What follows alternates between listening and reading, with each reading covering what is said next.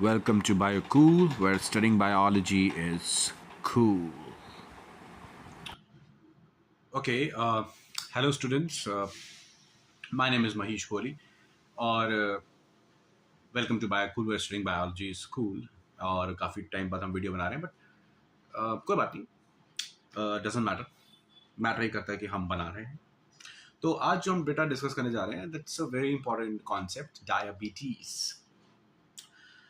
Diabetes students हमेशा confuse होते हैं कि सर डायबिटीज़ मेलाइटस भी होता है, डायबिटीज़ इंसिपिडस भी होता है. इंसिपिडस क्या होता है, मेलाइटस क्या होता है, टाइप 1 टाइप 2 क्या होता है, क्या हम इंसिपिडस को टाइप 1 बोलते हैं और मेलाइटस को टाइप 2 बोलते हैं, या मेलाइटस को टाइप 1 बोलते हैं, इंसिपिडस को टाइप 2 बोलते हैं. हालांकि ऐसा कुछ भी नहीं है. मेलाइटस के दो टाइप होते हैं, टाइप 1 एंड टाइप 2, और इंसिपिडस अलग होता है. तो क्या डिफरेंस है डायबिटीज़ मेलाइटस में, डायबिटीज़ इंसिपिडस में, और दो और टाइप 1 मेलाइटस और टाइप 2 मेलाइटस में क्या डिफरेंस है. ये सारी बातें बेटा हम जो है आज इस वीडियो में करने जा रहे हैं. एंड हम उसको बेसिक से पढ़ेंगे, और बेसिक से पढ़ने के बाद इसको हम समझना शुरू करेंगे. ठीक है, तो आइए let's start with the concept. ठीक है, और कॉन्सेप्ट को बेटा समझने के लिए सबसे पहले, ठीक है, हम वर्ड्स को ब्रेक करेंगे. तो हमारे पास बेटा जो टर्म है जो हमें समझना है वो क्या है. The term is known as diabetes. तो आइए पहले हम इसको ध्यान से समझते हैं. तो term is diabetes.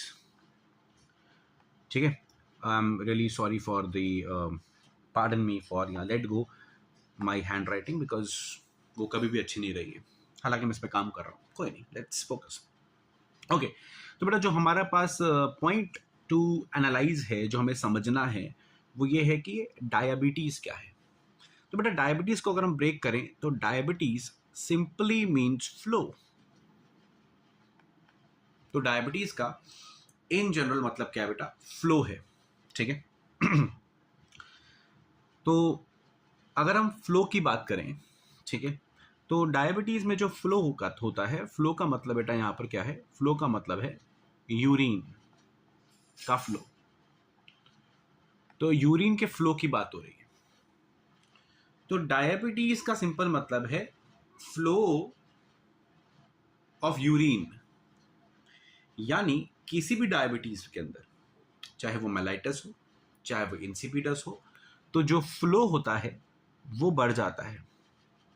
Flow increases, यानी यूरिन आउटपुट इंक्रीजेस, चाहे वो डायबिटीज मेलाइटस हो चाहे वो इंसिपिडस हो.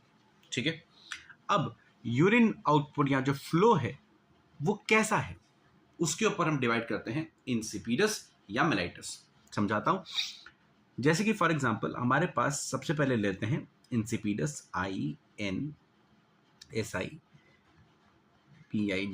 इंसिपिडस. ठीक है, और दूसरा है हमारे पास मेलाइटस.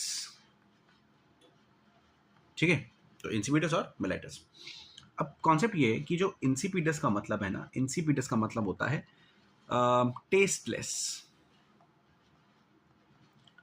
यानी आप समझे तो बोल सकते हैं फीका, ब्लैंड, जिसमें टेस्ट नहीं है.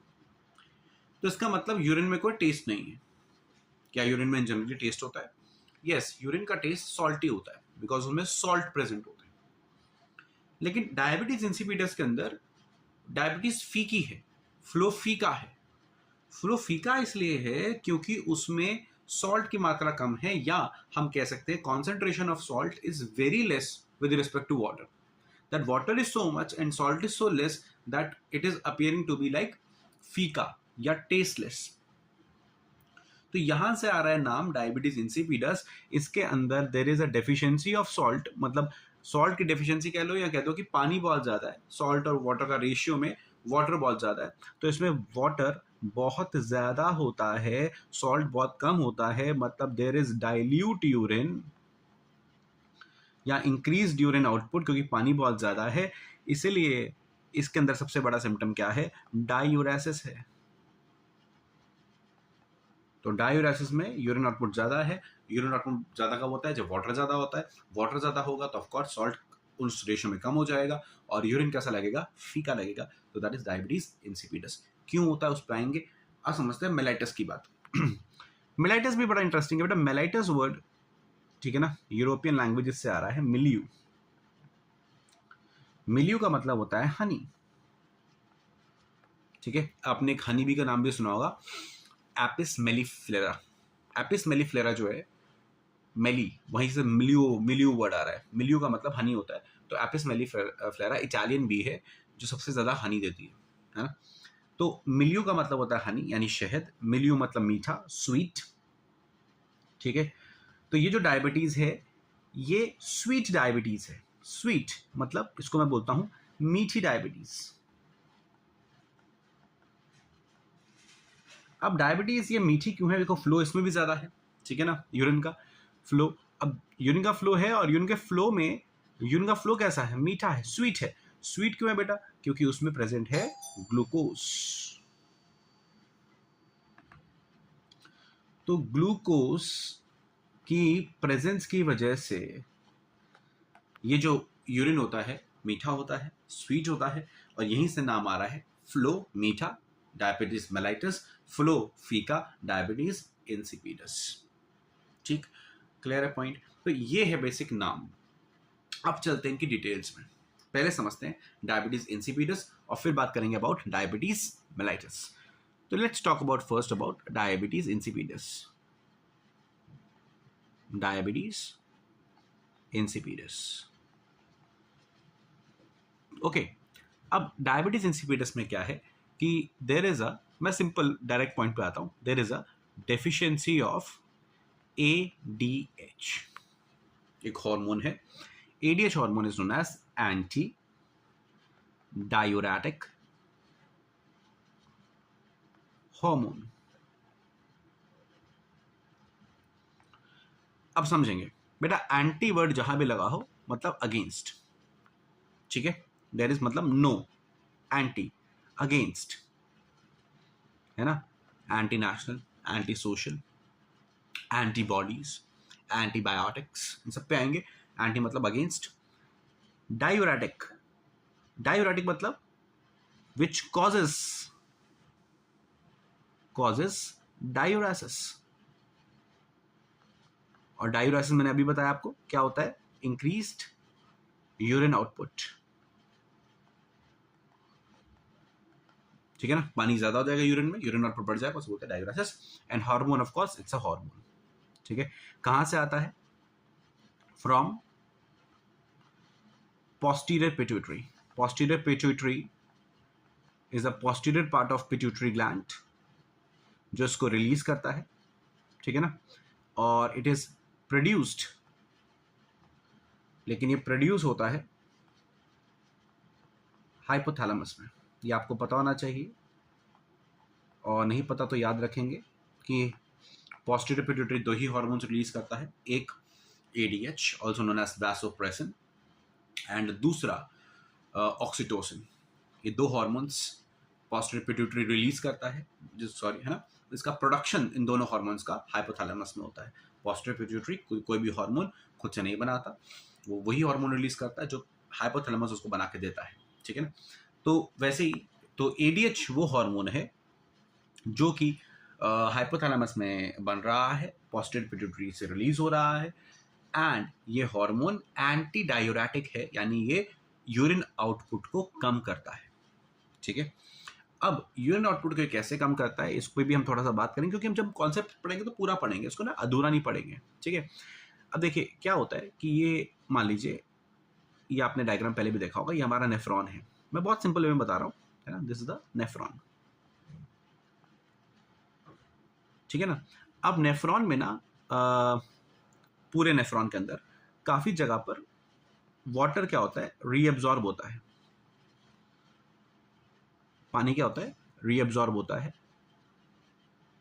जैसे लूप ऑफ हेनले में होता है, DCT में होता है, इवन कलेक्टिंग टिब्यूल में भी वाटर रीअब्जॉर्ब होता है, ठीक है।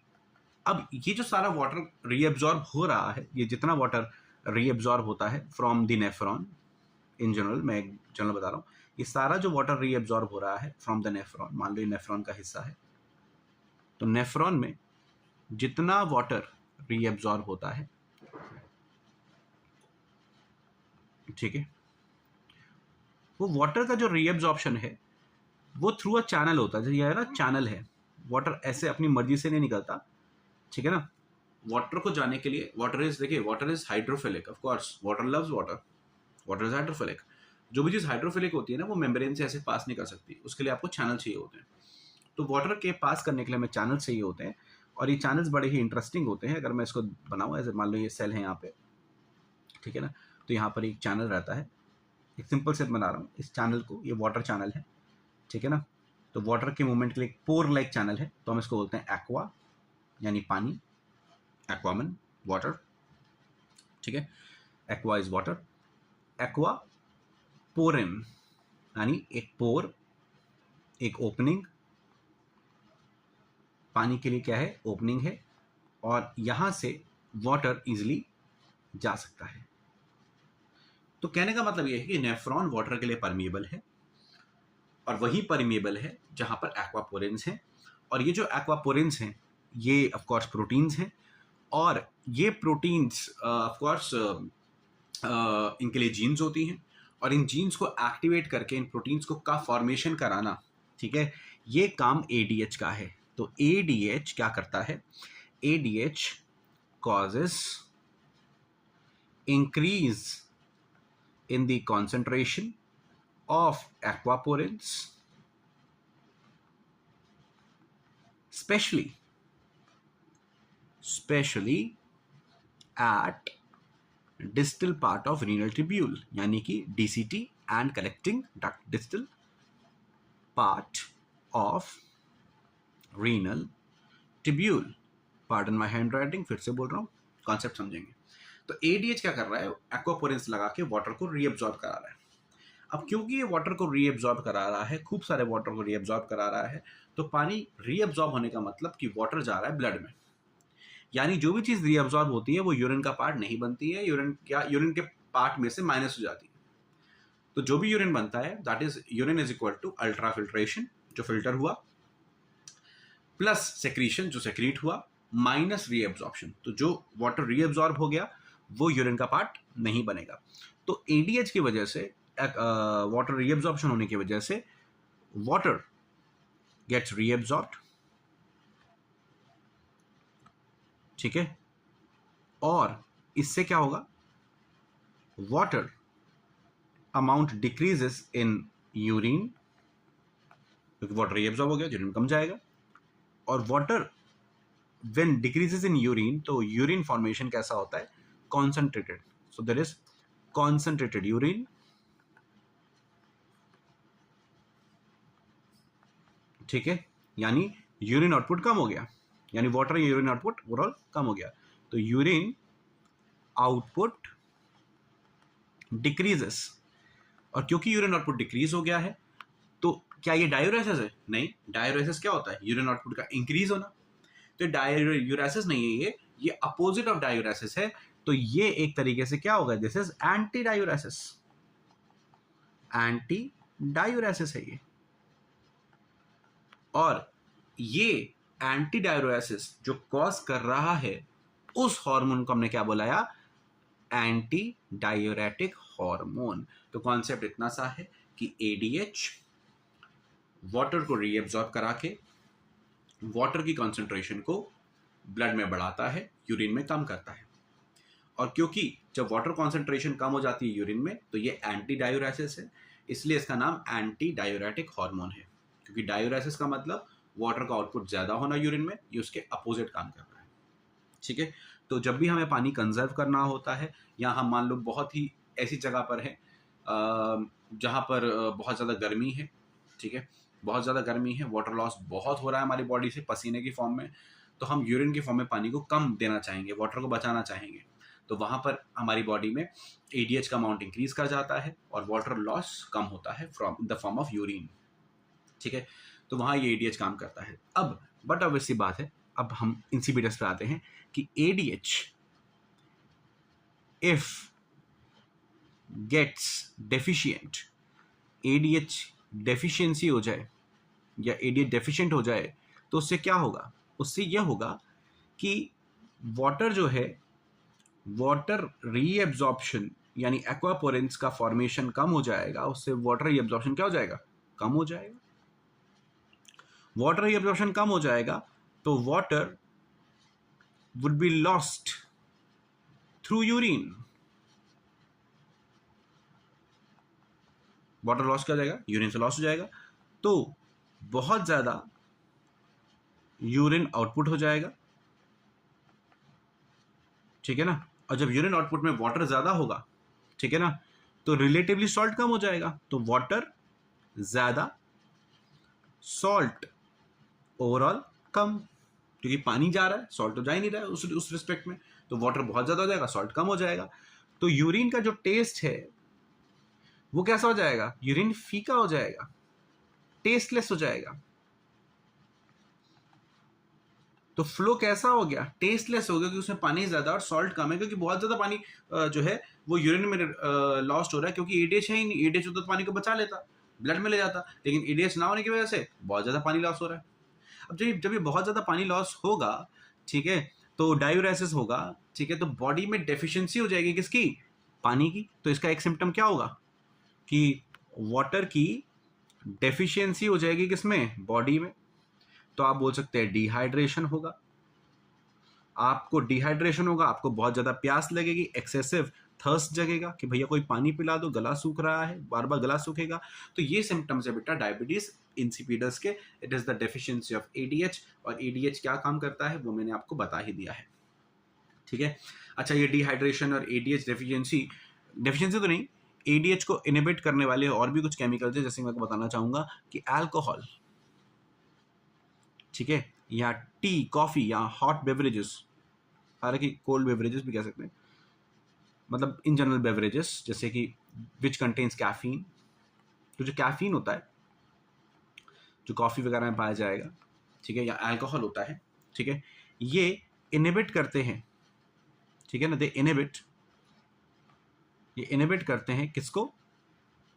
ADH को। इसीलिए जब भी आप अल्कोहल पीते हैं या चाय कॉफी पीते हैं, तो आपके अंदर बॉडी में डिहाइड्रेशन होता है, water loss from the urine बढ़ जाता है, ठीक है, और काफ़ी ज़्यादा क्या लगती है? प्यास लगती है। तो ये इसी का रीज़न है।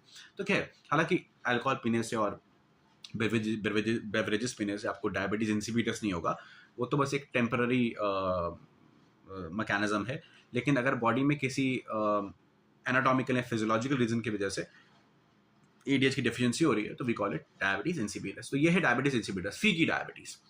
तो अब हम बात करते हैं about diabetes mellitus, that is मीठी डायबिटीज।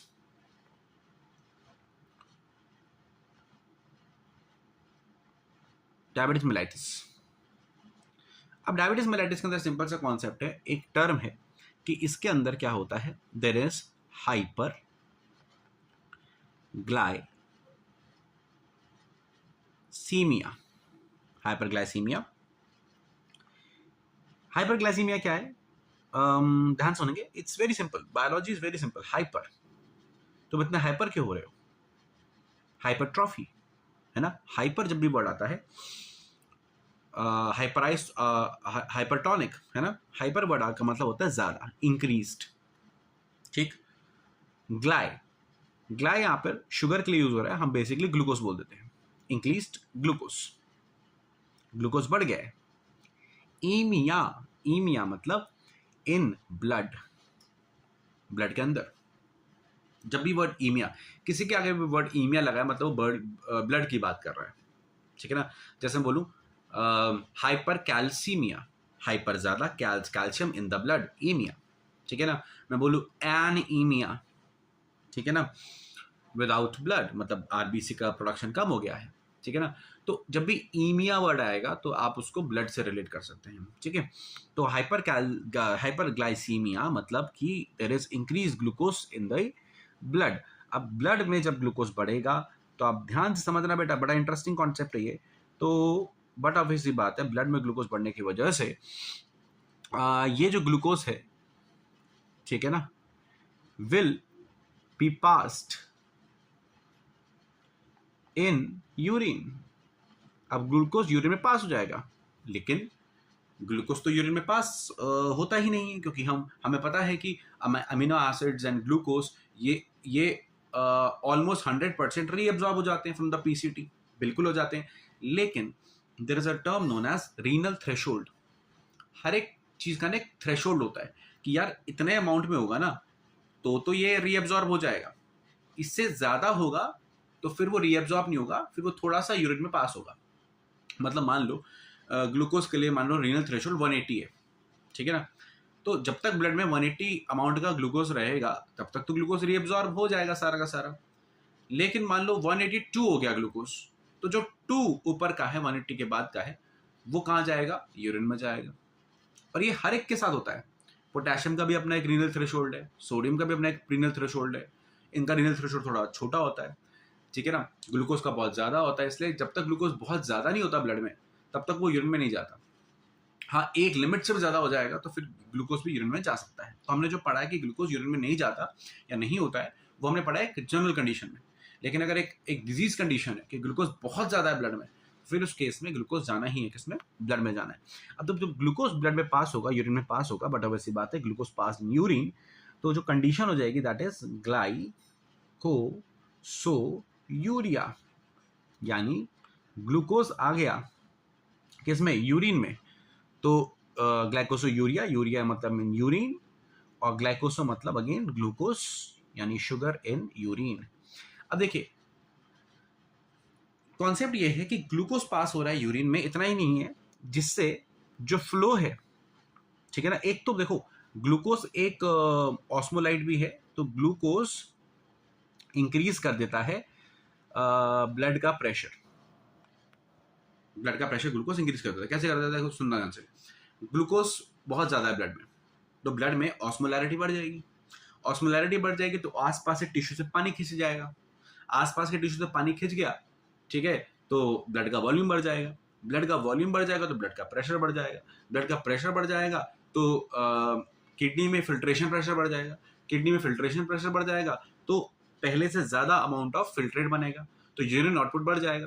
तो इसलिए जिनको डायबिटीज होता है उनको फ्रीक्वेंट यूरिनेशन आता है, क्योंकि उनकी बॉडी में ब्लड प्रेशर बढ़ गया है ग्लूकोज की वजह से, क्योंकि ग्लूकोज से पानी खींच लिया है, उसकी वजह से ब्लड वॉल्यूम बढ़ गया, ब्लड प्रेशर बढ़ गया। ब्लड प्रेशर बढ़ने की वजह से किडनी फिल्टर कर रही है ब्लड को बार बार, और ज्यादा फिल्ट्रेशन बन रहा है, और ज्यादा फिल्ट्रेशन होने की वजह से यूरिन आउटपुट बढ़ गया। और यूरिन आउटपुट से बढ़ा ही नहीं है, ब्लड प्रेशर बढ़ने की वजह से, ग्लूकोज बढ़ने की वजह से ब्लड प्रेशर बढ़ा है, इससे यूरिन आउटपुट भी बढ़ा है, ठीक है। इसलिए वर्ड क्या आ गया, डायबिटीज, यूरिन आउटपुट बढ़ गया, फ्लो बढ़ गया। अब ये यूरिन आउटपुट बढ़ा ही नहीं है, इस यूरिन आउटपुट में क्या है, ग्लूकोज भी है, और ग्लूकोज की प्रेजेंस की वजह से यूरिन जो है वो मीठा हो गया है, ठीक है ना। तो डायबिटीज यानी फ्लो स्वीट हो गया है, यानी मेलाइटस। इतना सा कॉन्सेप्ट है, ठीक है, कि flow with sweet diabetes mellitus, flow फीका है डायबिटीज इंसिपिडस। अब मेलाइटस को हम थोड़ा सा और कॉन्सेप्चुअली समझते हैं कि भाई डायबिटीज मेलाइटस में क्या कोई हार्मोनल रोल भी है या क्या होता है ना। तो एक बेसिक सा कॉन्सेप्ट समझेंगे हम, बहुत सिंपल सा कॉन्सेप्ट है, ध्यान समझेगा कि जो ग्लूकोज है, जस्ट सेकेंड या, तो जो ग्लूकोज है, ये कॉन्सेप्ट इंपॉर्टेंट है, मेटाबोलाइजेस मेनली इन लिवर। तो जो ग्लूकोज का मेटाबॉलिज्म का हब है वो लिवर है, और लिवर ऑफ कोर्स, लिवर में क्या है, लिवर में सेल्स है यानी हिपैटोसाइट्स है। देखिए जैसे आईटी का जो हब है ना, अगर हम दिल्ली एनसीआर की बात करें तो गुड़गांव है, वहां पे मोस्टली आईटी कंपनीज है। इंडिया की बात करें हैदराबाद है ना। तो ऐसे ही जैसे कोटा जो है, या अभी सीकर की बात करें, वो कोचिंग का हब है। दिल्ली में कालूसराय है ना, जनकपुरी कोचिंग का हब है। वैसे मेटाबॉलिज्म का जो हब है that is the liver. Liver basically metabolism के लिए रिस्पॉन्सिबल होता है। तो जो ग्लूकोज का मेटाबॉलिज्म है वो भी कहाँ होता है, लिवर में होता है। अब लिवर में, या मान लो लिवर का सेल है, ठीक है, दिस इज हिपैटोसाइट, ठीक है, हिपैटोसाइट, और ये मैं बनाता हूँ यहाँ पे ब्लड है। मेरे है ना रिप्रेजेंटेशन बढ़ा दो, देखो आप है ना, तो ब्लड है, ठीक है, ब्लड में ये ब्लड है, ब्लड में ग्लूकोज है, ब्लड में कौन है, ग्लूकोज है, बिल्कुल है, खूब सारा ग्लूकोज है ब्लड में। अब ये ग्लूकोज जो है ब्लड में आया, या आपने खाना पीना खाया है ना, रसगुल्ला वसगुल्ला खाया है, डाइजेस्ट हुआ है, एब्जॉर्ब हुआ है, एब्जॉर्ब होकर ग्लूकोज ब्लड में चला जाएगा, और हिपैटिक पोर्टल सर्कुलेशन से, हिपैटिक पोर्टल सर्कुलेशन से ये जो ग्लूकोज है ये लिवर के पास पहुंच रहा है। अब लिवर के सेल ग्लूकोज लेना चाहेंगे, लेकिन लिवर के सेल ग्लूकोज ऐसे नहीं ले सकते, ग्लूकोज अंदर आता है एक स्पेसिफिक दरवाजे से, ठीक है ना, वो जो स्पेसिफिक दरवाजा है ग्लूकोज के अंदर आने के लिए, वो दरवाजा मैंने यहाँ बना दिया है, ठीक है ना, उसे हम बोलते हैं ग्लूकोज का चैनल GLUT4।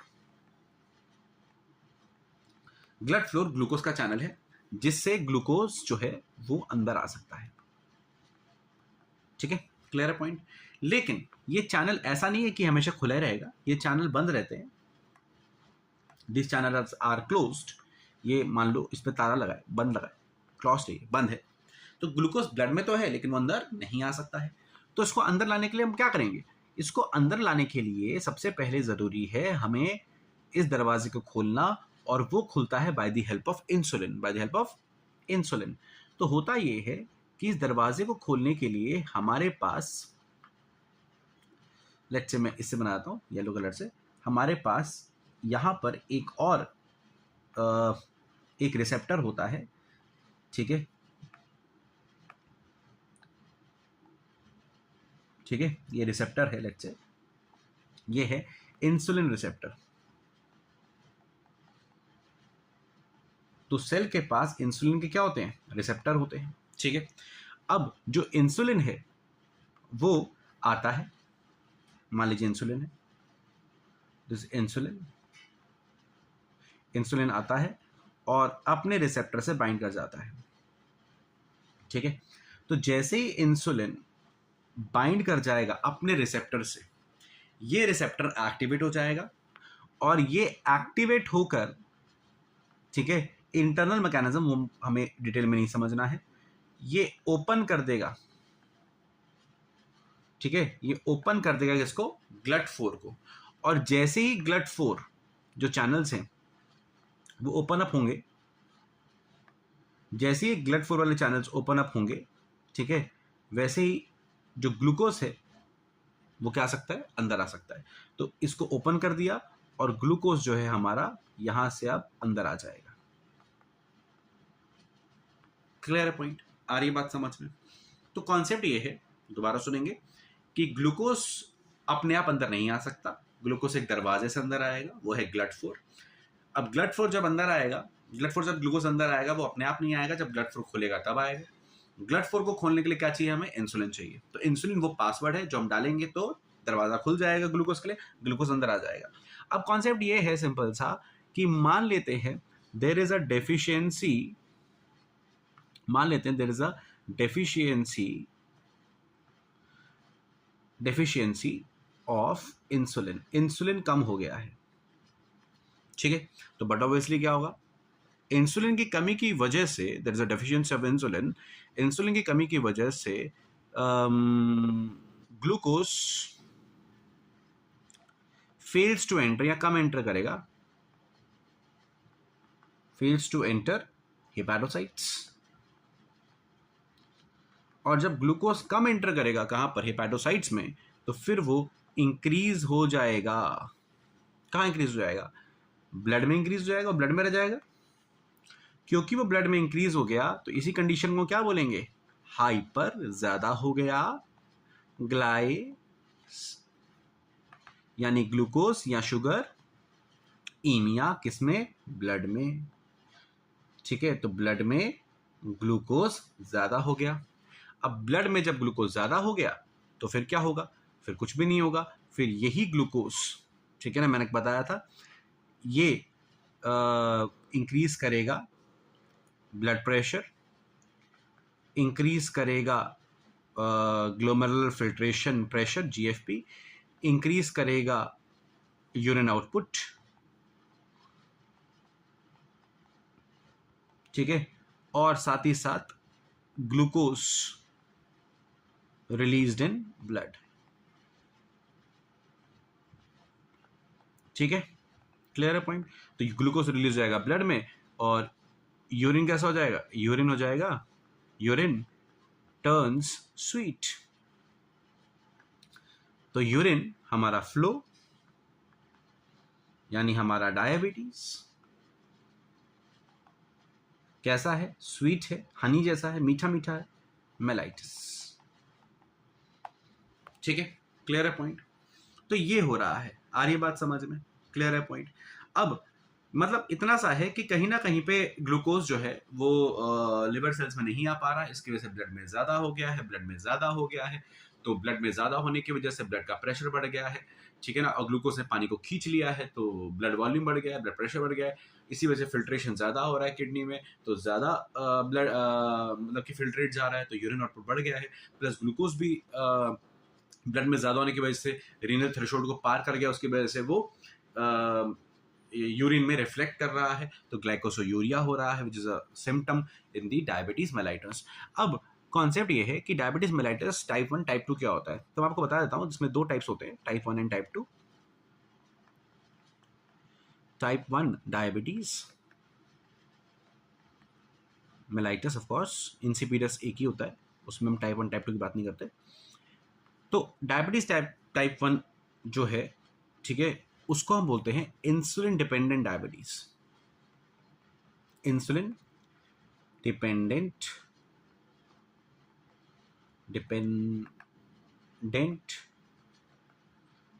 डायबिटीज, मैं शॉर्ट में लिख रहा हूं, मेलाइटिस। यानी वी कैन ऑल्सो शॉर्ट में इसको बोल सकते हैं I, insulin dependent, DM, insulin dependent diabetes mellitus. अब इंसुलिन डिपेंडेंट डायबिटीज मेलाइटिस में क्या है, देखिए आपको पता होना चाहिए कि जो इंसुलिन का प्रोडक्शन है, या मैं बता देता हूँ, वो पैनक्रियाज में होता है। कहाँ होता है, पैनक्रियाज में होता है। तो पैनक्रियाज में, ठीक है ना, ठीक है, पैनक्रियाज में जो बीटा सेल्स हैं, ठीक है, अब इसको भी थोड़ा सा मैं बता देता हूँ। मान लीजिए आपका पैनक्रियाज है, ठीक है, let's say this is pancreas, और पैनक्रियाज का थोड़ा सा अगर मैं हिस्सा लूँ, तो पैनक्रियाज में कुछ ऐसा होता है कि कुछ बाहर की तरफ सेल्स होते हैं जो हाई कॉन्सेंट्रेशन में होते हैं। मतलब मैं बहुत ज़्यादा बढ़िया डायग्राम्स नहीं बनाता हूँ, सिर्फ एक इलस्ट्रेशन ही है ना, क्योंकि मेरे को कॉन्सेप्ट में मेरा इंटरेस्ट है।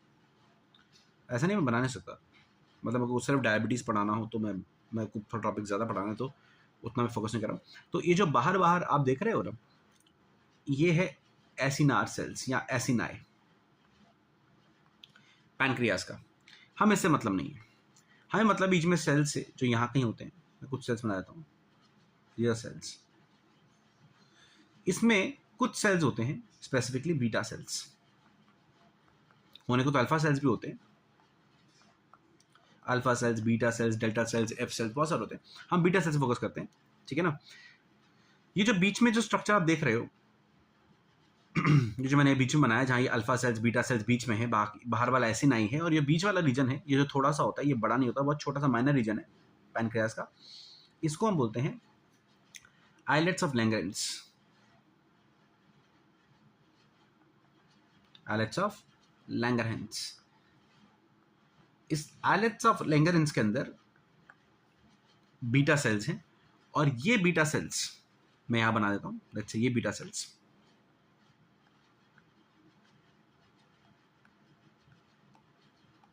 ये बीटा सेल्स प्रोड्यूस करते हैं इंसुलिन। तो इंसुलिन का जो प्रोडक्शन है वो आइलेट्स ऑफ लैंगरेंस कर रहे हैं, एसिनाई नहीं कर रहा है, ठीक है ना। Islets of Langerhans is an endocrine part of pancreas. Pancreas एक ऐसा ऑर्गन है जो कि एंडोक्राइन भी है, एक्सोक्राइन भी है, हार्मोन रिलीज करते हैं जैसे कि इंसुलिन और ग्लूकागॉन बाय अल्फा सेल्स, ठीक है। ये इसका एंडोक्राइन फंक्शन है, और पैनक्रियाटिक जूस रिलीज करता है जो डाइजेशन में मदद करता है, that is the exocrine function.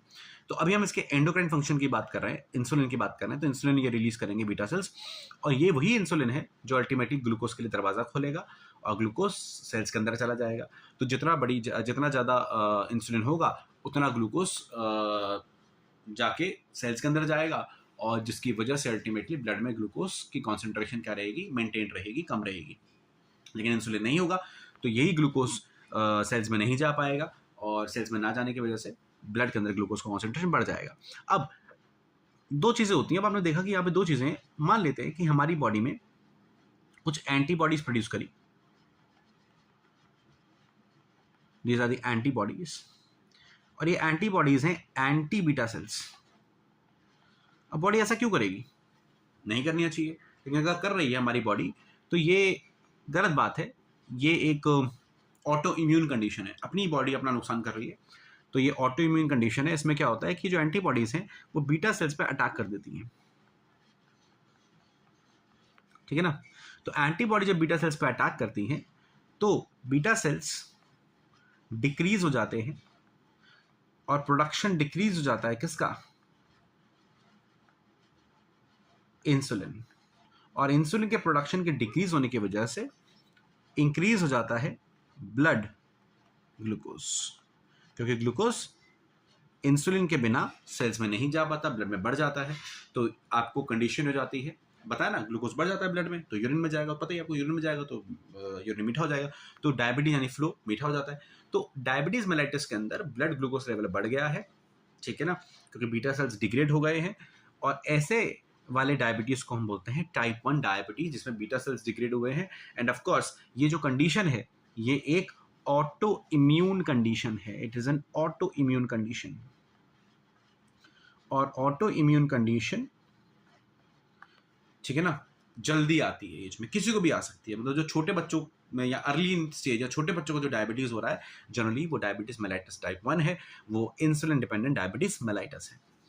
इसके अलावा जो दूसरा डायबिटीज है, ठीक है ना, दैट इज टाइप 2 डायबिटीज। मैं शॉर्ट में लिख रहा हूं टाइप 2 डायबिटीज मेलाइटस, ठीक है ना, या also known as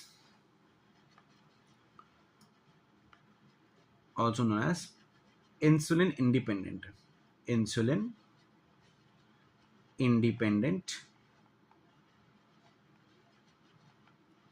diabetes mellitus, ठीक है, या also known as non insulin dependent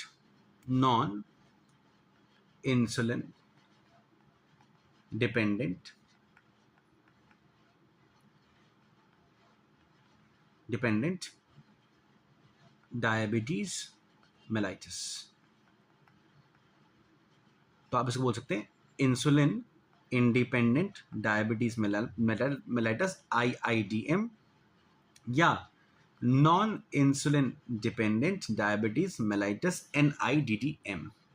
दोनों में से कोई भी टर्म आप यूज कर सकते हैं, इट्स सिमिलर, ठीक है। अब इसमें क्या हो रहा है? अब ये इंसुलिन भी डिपेंडेंट ही नहीं है, फिर डायबिटीज क्यों हो रहा है? इसमें जो प्रॉब्लम है वो ये है कि कहीं ना कहीं पर इंसुलिन जो रिसेप्टर्स हैं उनकी दिक्कत है। उनकी क्या दिक्कत है? उनकी दो दिक्कत हो सकती है। एक, इंसुलिन रिसेप्टर्स कम हो जाएं, डिक्रीज कर जाएं, या इंसुलिन रिसेप्टर्स नॉन रिस्पॉन्सिव हो जाएं, या उनका टॉलरेंस बढ़ जाए। Non responsive,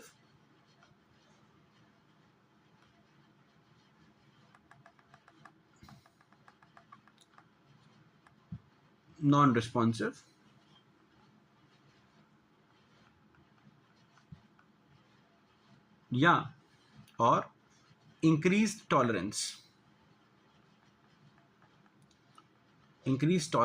to insulin.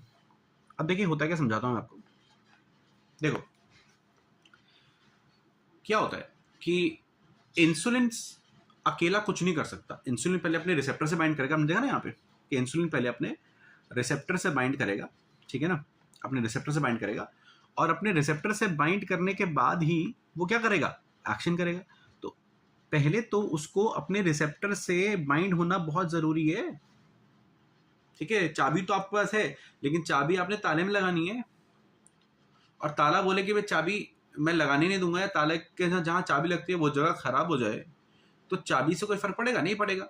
तो वैसे ही अगर इंसुलिन आपकी बॉडी में है भी, लेकिन इंसुलिन के रिसेप्टर्स नॉन रिस्पॉन्सिव हो गए हैं या कम हो गए हैं। अभी क्या होता है, एज के साथ, उम्र के साथ जो प्रोडक्शन ऑफ इंसुलिन रिसेप्टर्स है, इंसुलिन रिसेप्टर्स तो प्रोटीन है, उनका जो एक्सप्रेशन है जीन्स का, जो इंसुलिन रिसेप्टर बना रही है, वो कम हो जाता है। एज के साथ हर चीज़ कम हो जाती है। तो जो नंबर ऑफ रिसेप्टर्स हैं ऑन हिपैटोसाइट्स या liver cells for the insulin, वो कम हो जाते हैं। तो इंसुलिन तो आ रहा है, कोई दिक्कत नहीं है, लेकिन अब रिसेप्टर उतने अच्छे से रिस्पॉन्ड नहीं कर रहे हैं।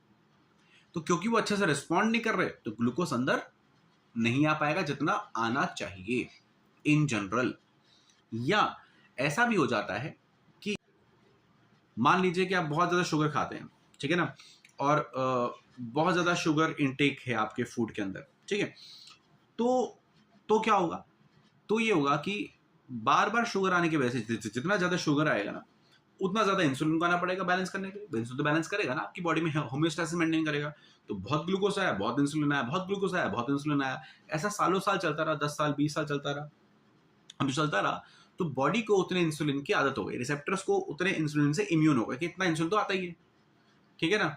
आर्य बात समझ में? अब उतने इंसुलिन से काम नहीं चल रहा, अब आपको और इंसुलिन चाहिए, लेकिन आपकी एज की वजह से, ठीक है ना, उतना इंसुलिन बॉडी प्रोड्यूस भी नहीं कर पा रही है, ठीक है।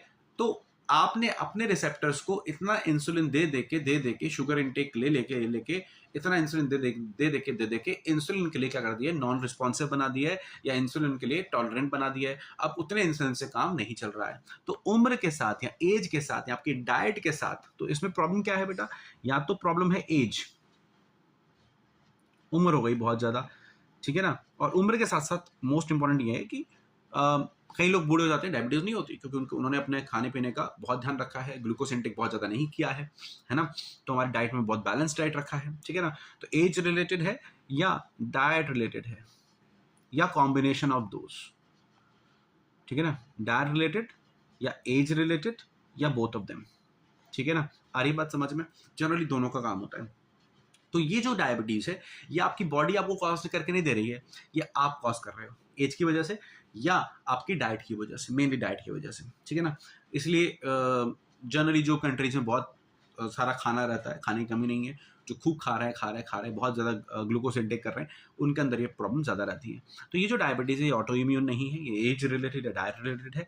इसमें इंसुलिन दिक्कत नहीं है, इंसुलिन प्रोड्यूस हो रहा है, उतना कम नहीं हो रहा है जितना मतलब उतना कम नहीं हो रहा है जितना डायबिटीज़ टाइप 1 में होता है। इंसुलिन ठीक ठाक प्रोड्यूस हो रहा है, लेकिन आपने खा के ग्लूकोज अपने रिसेप्टर्स ऑफ इंसुलिन को क्या कर दिया है, नॉन रिस्पॉन्सिव कर दिया है, एज की वजह से वो कम हो गए हैं।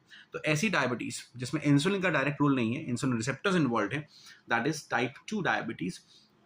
और जहाँ डायरेक्टली इंसुलिन इन्वॉल्व है, that is type 1 diabetes mellitus. और दोनों मिला के क्या है, डायबिटीज़ मेलाइटस है। तो ऐसे फटाफट से हम समाप्त कर देते हैं। तो मैंने कहा बेटा, इधर सुनेंगे ध्यान से, है ना, कि डायबिटीज़ 2 तरीके का होता है, ठीक है। डायबिटीज़ का मतलब फ्लो, फीका फ्लो या मीठा फ्लो। फीके फ्लो का मतलब कि फ्लो में वाटर ज़्यादा है, सॉल्ट कम है, और ये कब होता है, जब एडीएच की डेफिशिएंसी हो जाती है। क्योंकि एडीएच का काम क्या है, पानी को यूरिन में जाने से रोकना। तो एडीएच नहीं होगा तो पानी यूरिन में जाएगा, और यूरिन के अंदर पानी ज़्यादा होने की वजह से यूरिन थोड़ा फीका होगा। डायबिटीज़ इंसिपिडस, फीकी डायबिटीज़। दूसरा है डायबिटीज़ मेलाइटस, इसमें फ्लो बढ़ गया है, अगेन डायबिटीज़ यानी फ्लो, और फ्लो में ग्लूकोज आ रहा है क्योंकि ग्लूकोज ब्लड में बहुत बढ़ गया है, और ब्लड में बढ़ा हुआ ग्लूकोज यूरिन में रिफ्लेक्ट हो रहा है। अब ब्लड में ग्लूकोज क्यों बढ़ा है? क्योंकि या तो इंसुलिन नहीं है जो कि ग्लूकोज को सेल्स के अंदर लेके जाए, ठीक है, या तो इंसुलिन नहीं है, या इंसुलिन है लेकिन रिसेप्टर काम नहीं कर रहे हैं। इंसुलिन नहीं है, उसका रीज़न हो सकता है कि बॉडी के सेल्स जो इंसुलिन बनाते हैं उन्हें डिग्रेड किया जा रहा है बाय एंटीबॉडीज। तो एक ऑटो इम्यून डिसऑर्डर है, टाइप 1 डायबिटीज़ बोलते हैं इसको, डायबिटीज़ मेलाइटस, जिसमें इंसुलिन बनाने वाले सेल्स को डिग्रेड करेगी खुद की बॉडी के एंटीबॉडीज। या एज के साथ, उम्र के साथ रिसेप्टर्स कमज़ोर हो गए हैं, या रिसेप्टर्स नॉन रिस्पॉन्सिव हो गए हैं, या टॉलरेंट हो गए हैं आपकी डाइट की वजह से। तो that is diabetes mellitus type 2, ठीक है ना। तो that's all about the diabetes insipidus, diabetes mellitus and diabetes mellitus type 1 and type 2। I hope आपको समझ में आ गया होगा, ठीक है। और दैट्स ऑल, मिलते हैं अगली बार अगले इंटरेस्टिंग कॉन्सेप्ट के साथ। और अगर आप कोई कॉन्सेप्ट समझना चाहें अच्छे से डिटेल में, जो आपको कंफ्यूज करता हो, तो you can write me, you can comment and you can let me know. Thank you very much for your time. Keep studying at Biocool. We're studying biology school. Thank you very much.